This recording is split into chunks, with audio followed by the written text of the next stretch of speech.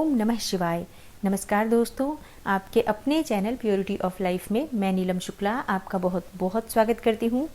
दोस्तों, प्रदोष का व्रत भगवान शिव को प्रसन्न करने का, भगवान भोलेनाथ की कृपा पाने का और अपनी समस्त मनोकामनाओं को पूर्ण करने का सर्वश्रेष्ठ व्रत शास्त्रों में बताया गया है।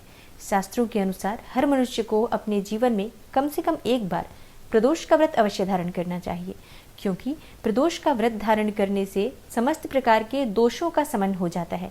किसी भी प्रकार का ग्रह दोष आपकी जन्म कुंडली में हो वो समाप्त हो जाता है। कोई भी जाने अनजाने में हुई गलतियां हो, पाप कर्म हो, वो नष्ट हो जाते हैं और मन की समस्त कामनाएं पूर्ण हो जाती हैं।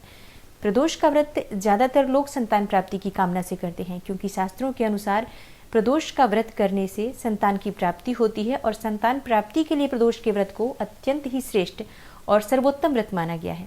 लेकिन संतान प्राप्ति के अलावा आप किसी दूसरी कामना से भी इस व्रत को धारण कर सकते हैं। जैसे कि अगर आपके विवाह में बहुत अधिक देरी हो रही हो, मनचाहा जीवन साथी चाहते हैं, ग्रह दोषों से मुक्ति चाहते हैं, चंद्रमा को अपनी जन्म कुंडली में शुभ बनाना चाहते हैं, या राहु केतु शनि के दुष्प्रभावों से मुक्ति पाना चाहते हैं, दाम्पत्य जीवन को सुखमय बनाना चाहते हैं, तब भी आप प्रदोष व्रत के दिन भगवान शिव की पूजा कर सकते हैं, इस व्रत को धारण कर सकते हैं।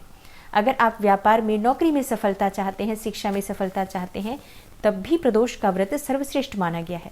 मतलब शास्त्रों के अनुसार मनुष्य जीवन की समस्त कामनाओं को पूर्ण करने वाला जो व्रत माना गया है वो प्रदोष का व्रत माना गया है, क्योंकि इस दिन प्रदोष काल में भगवान शिव और माता पार्वती की पूजा की जाती है और शिव शक्ति की आराधना से हम सभी जानते हैं मन की समस्त कामनाएं पूर्ण हो जाती हैं, समस्त प्रकार के पापों का नाश हो जाता है और समस्त प्रकार के ग्रह दोषों से भी हमें मुक्ति मिल जाती है। तो अगर आप प्रदोष का व्रत धारण करते हैं, भगवान शिव का पूजन करते हैं, अत्यंत ही श्रेष्ठ है। लेकिन अगर किसी भी कारणवश आप प्रदोष का व्रत धारण नहीं कर पाते हैं, तो मात्र भगवान भोलेनाथ की पूजा आराधना भी अगर आप प्रदोष काल में करते हैं आज के दिन, तो इतने मात्र से भी आपके मन की कामनाएं पूर्ण हो जाती हैं।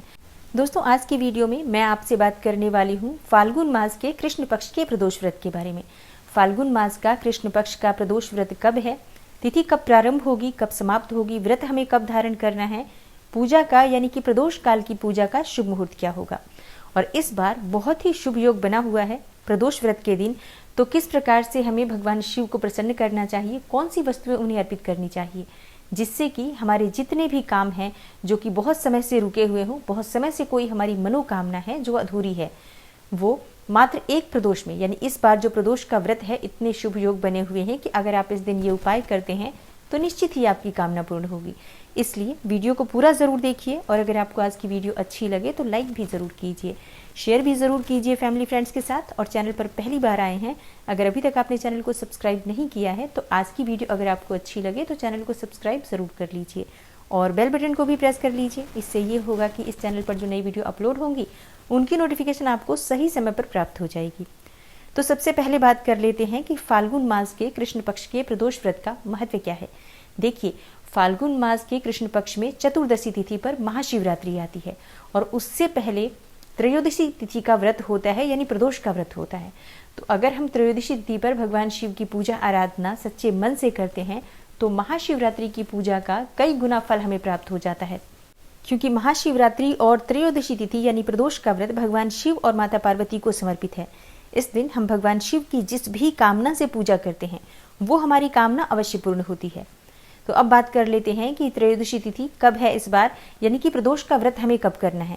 देखिए, त्रयोदशी तिथि प्रारंभ हो रही है 28 फरवरी की सुबह 5:42 पर और समाप्त हो रही है 1 मार्च को सुबह 3:16 पर। तो प्रदोष का व्रत हमें कब करना है? देखिए, प्रदोष का व्रत हमें करना है 28 फरवरी को सोमवार के दिन, क्योंकि इस दिन सूर्योदय कालीन तिथि भी हमें प्राप्त हो रही है और प्रदोष के व्रत में शाम की पूजा का यानी प्रदोष कालीन पूजा का विशेष महत्व होता है। तो उस समय में त्रयोदशी तिथि व्याप्त रहेगी, इसलिए बहुत ही श्रेष्ठ होगा सोमवार का प्रदोष व्रत। तो फाल्गुन मास का कृष्ण पक्ष का प्रदोष व्रत 28 फरवरी सोमवार के दिन धारण किया जाएगा।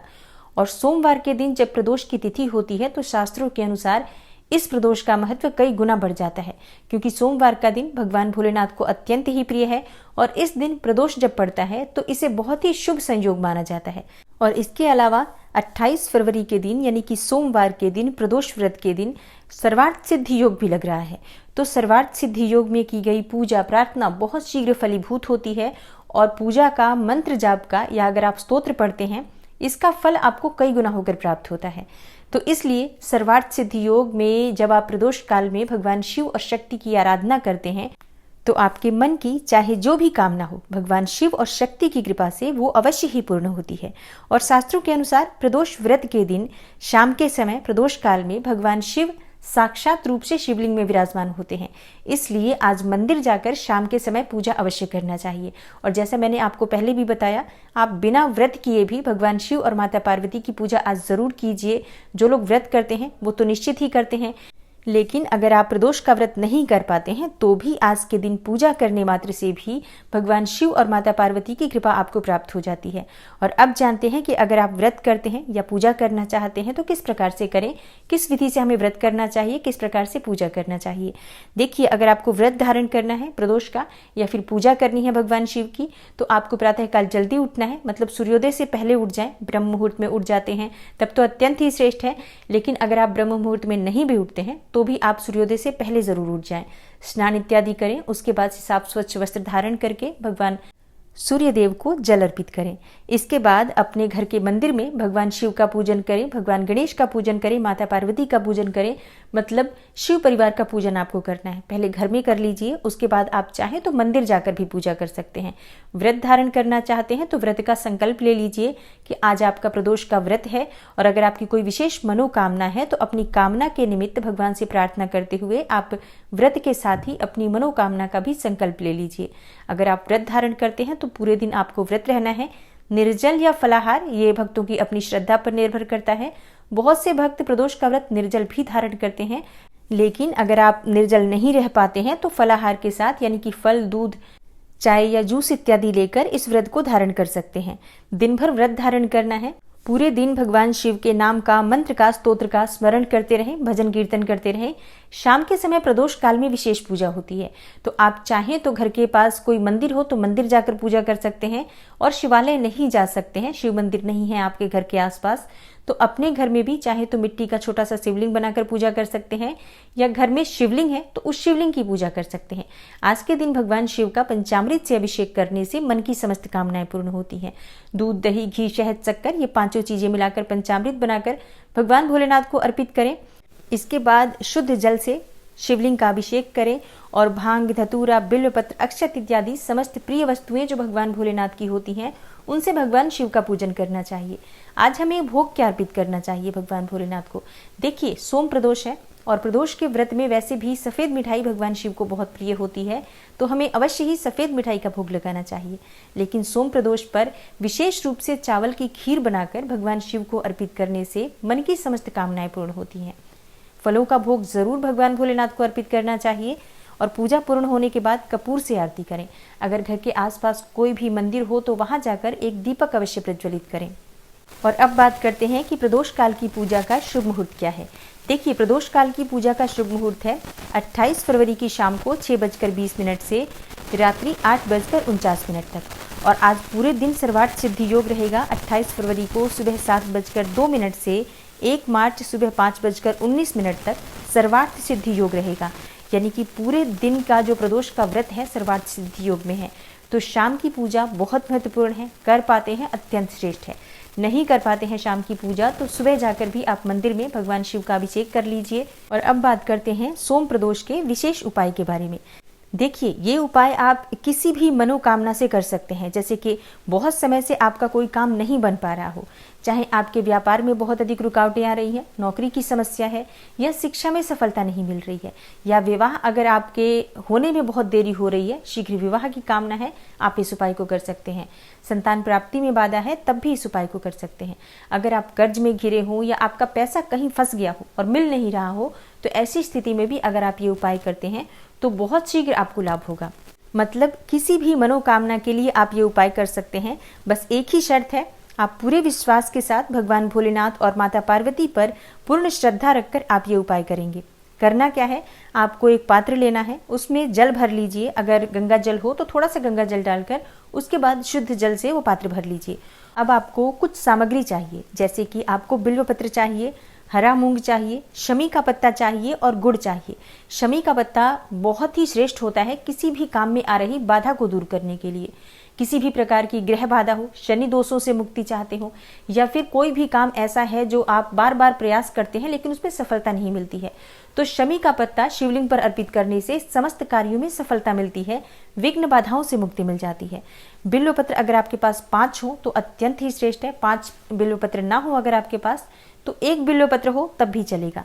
आपको ये सभी वस्तुएं, मतलब जो बिल्व पत्र, हरा मूंग, शमी पत्र और गुड़ आपने लिया है, ये सभी चीजें आपको उसी पात्र में डाल लेना है जो आपका जल का पात्र है, और भगवान शिव के मंदिर चले जाएं। रास्ते में ओम नमः शिवाय का जप करते हुए ही घर से जाएं और भगवान शिव के मंदिर जाकर शिवलिंग पर ये समस्त वस्तुएं अपने मन की कामना करते हुए अर्पित कर दीजिए।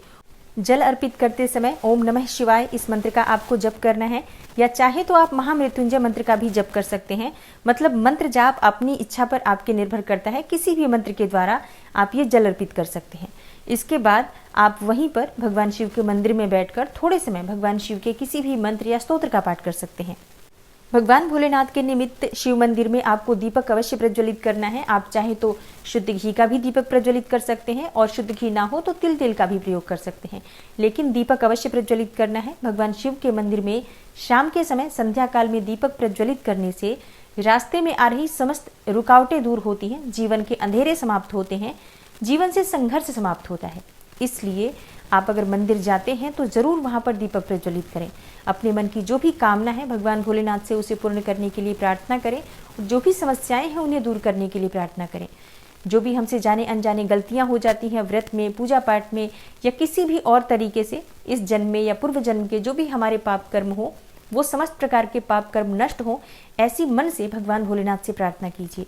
इसके बाद भगवान शिव से प्रार्थना करके आप अपने घर चले आइए। ये उपाय आप लगातार हर प्रदोष पर अगर करते हैं तो भगवान भोलेनाथ की कृपा से मात्र 2 या 3 प्रदोष में ही आपकी जो मनोकामना है वो पूर्ण हो जाती है, और किसी भी प्रकार की ग्रह बाधा या कोई भी ऐसे कार्य आपके हों जिनमें रुकावट आ रही है तो वो निश्चित ही दूर होती है। सिर्फ आवश्यकता है आपके पूर्ण विश्वास पर और पूर्ण समर्पण पर। जितने समर्पित भाव से हम शिव की पूजा करते हैं उतना ही श्रेष्ठ हमें लाभ प्राप्त होता है। तो आशा करती हूँ फाल्गुन मास के कृष्ण पक्ष के प्रदोष व्रत से संबंधित ये जानकारी आपके लिए अत्यंत उपयोगी सिद्ध होगी।